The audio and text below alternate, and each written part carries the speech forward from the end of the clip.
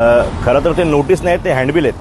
ते नगर परिषदेने उल्हासनगरमधून प्रिंट करून आणले असं मला वाटतं. ते कारण की अतिक्रमण जे विभाग आहे ते सक्षम नाहीत. अतिक्रमण विभाग ते सक्षम नाहीत. त्यांना कोणी पण मारतं उठं मुख्याधिकाऱ्यांनी त्यांना काहीतरी संरक्षण द्यायला पाहिजे अतिक्रमण विभागाला. ते अंबरनाथचे जे फेरीवाले आहेत त्यांच्यावर कारवाई करायला. कारण की तुम्ही बघितलं लोकनगरी झालं, आपला अंबरनाथचा फॉरेस्ट नाका झाला, तिथे बघा ते बाहेरचे लोक येऊन तिथे अतिक्रमण केलं आहे, बेकायदेशीर गाळे बनवले आहेत आणि फेरीवाले तिथे बाहेरचे येऊन बसलेत. तर ते शासनाचा GR ते 15 वर्षाचा त्यांना काहीतरी हे पाहिजे, आपला रहिवासी दाखला पाहिजे. त्यांच्याकडे आहे का दाखला? रहिवासी दाखला आहे त्यांच्याकडे. उद्या जर कोणी काय झालं तर पोलीस ते UPला जाऊन त्यांना पकडणार का?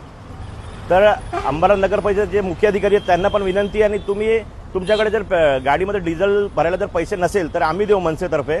तुम्ही जाऊन बघा एकदा की लोकनगरी झालं आणि फॉरेस्ट नाकाचं ते काय परिस्थिती आहे. जर कारवाई झाली तर आम्ही आमच्या पद्धतीने सीओच्या कॅबिनमध्ये जाऊन त्यांना हातगाडी किंवा एक त्यांना खॉट जे बाहेर टाकतात, ते फेरीवाले बाहेर खॉट टाकतात, त्या आम्ही त्यांना गिफ्ट देऊ.